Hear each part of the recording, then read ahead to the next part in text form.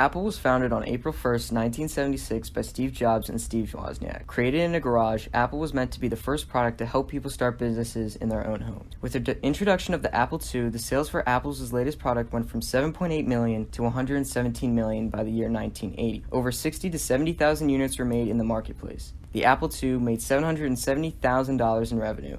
The next year after that, it made 7.9 million, and the following year after that, 49 million.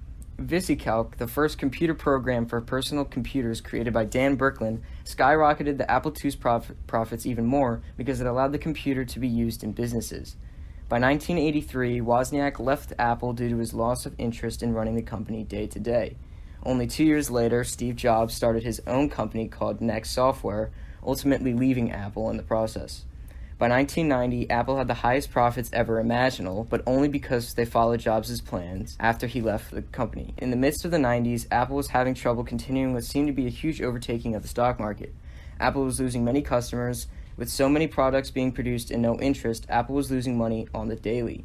Apple was producing digital cameras, consoles, TV appliances, and CD players, but since there was too much supply and not enough demand, the prices and revenue for Apple tanked. In 1996, Apple was presumed to go to bankruptcy by 1997.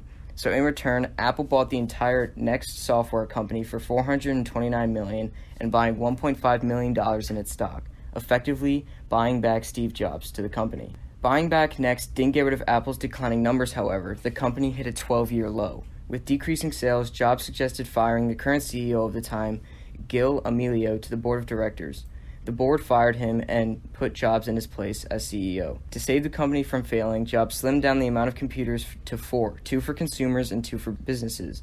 He closed many supplementary divisions as well. Jobs also closed many licensing deals Apple had made and brought them to an end. At first, it didn't help as the Apple market shares dropped from 10% to 3%. The strategy paid off in the end, though, as Apple came back on top, even beating out Dell, its highest competitor in the stock market. This allowed Apple to make even more technological advancements, specifically the iPhone. Since 1976, Apple has created revolutionary products that made massive progress to technology. However, it hasn't seen a real spike in demand for their products since 2007 with the release of the first iPhone. Now they are one of the leading companies in terms of income, as seen on this graph. The iPhone released April 1st, 2007 and at a price of $500. Before its release, people knew about the iPhone. The iPhone would be cutting edge and an important piece of technology. It was reported that 6 out of 10 Americans knew the iPhone was going to release before it hit the market. Although people were excited about the iPhone, it was too expensive to be affordable to most people at the time. As you can see in this chart, it took more than 74 days to sell 1 million iPhones. Apple took these complaints seriously and decreased the price to $400 shortly after the 1 millionth iPhone was sold. This boosted prices significantly and was successful at boosting the demand and getting 6,124,000 Apple iPhones into the pockets of consumers everywhere. Even though the initial sales were lower than what they could have been, Apple still wasn't prepared for the demand the iPhone had and didn't have enough iPhones to satisfy all the customers. This caused temporary shortage that created long lines to stores of people desperate to get their hands on the latest piece of innovative technology. It is important to remember at this point that Apple also was still making desktop computers, Macs, iPads, Apple Watches, and AirPods that were also making them massive amounts of money, but not enough according to Apple. Just recently, Apple has announced that they will no longer be making sales for the iPhone public. Why are they doing this? It's because they think the iPhone is hogging the spotlight in a way. Apple wants to draw away the attention from the iPhone sales and persuade them to look at other Apple products and help boost their sales and make as much money as the iPhone. But why are people so obsessed with the original iPhone as well as the iPhones of today? Steve Jobs said the original iPhone was capable of desktop class applications, and it was. The iPhone was built to be a portable computer, and time when the most portable a decent computer could get was a laptop, people got excited, and people still buy it. Recently, people have been turning to Apple's competitors in the industry to see what they have to offer instead. It is apparent that Apple products are increasingly more popular than its competitors, and more people prefer Apple over Samsung. This mainly has to do with its popularity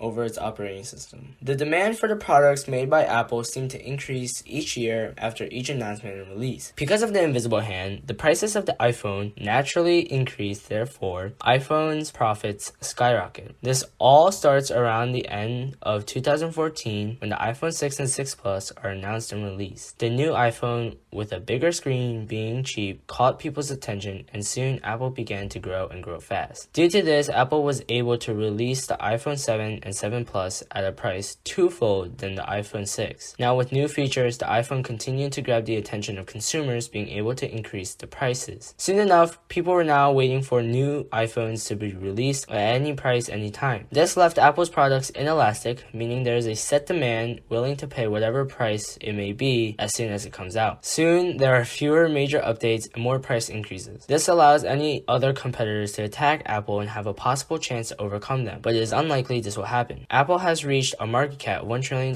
According to the World Bank, Apple is worth over 1% of the world's GDP and larger than the GDP of 183 countries out of 199. But as Apple keeps producing more iPhones and continues to increase their price, Apple will become a luxury item, and soon the demand won't be able to catch up with the price of the product, and the people will need to look towards other options such as Samsung, LG, Motorola, and more. Then the invisible hand will force Apple to decrease their supply, which in turn forces the price down, and Apple will have to rise once again.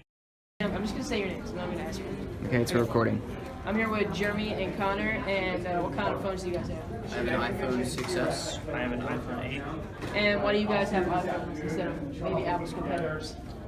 More people have iPhones, so it's easier to talk to them than an iPhone. Yeah, it's easier format, so you can get around easier. Alright, thanks.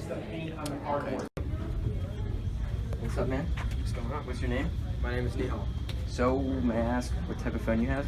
I use an iPhone 8. And why do you have it? I chose iPhone because most of the phones and other devices in our society are Apple devices, so I chose Apple. Alright, cool.